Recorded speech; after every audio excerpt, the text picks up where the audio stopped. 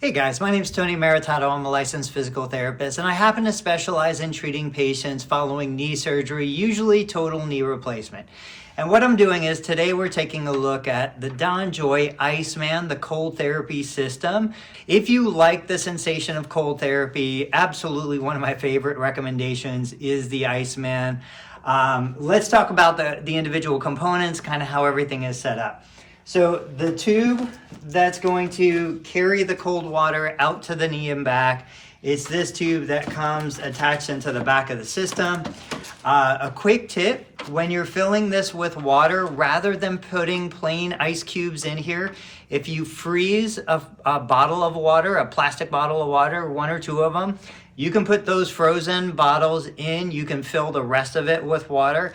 It makes cleanup and reuse a whole lot easier. You can have 2 or 3 of those frozen water bottles ready to go just to kind of keep the system going. The lid just snaps on very easily. So this is the knee pad, and you can see that it's got the 2 ports that connect into the return hose. And these guys just click right in. It makes an audible clicking sound, and then when you're ready to remove it, there are these 2 little buttons. If I push the button, it releases. So it's really simple, really easy to put together. I'm gonna go ahead and connect them now.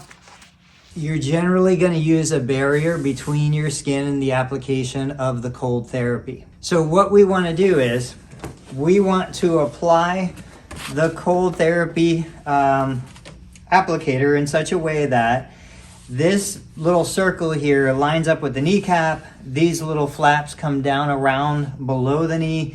The unit comes with these wraps. You can also just use an ace wrap if you prefer that. And basically what you're gonna do is you're gonna go ahead and wrap this around. You can do it in a way that's kind of comfortable. You can have a wrap down low and a wrap up high.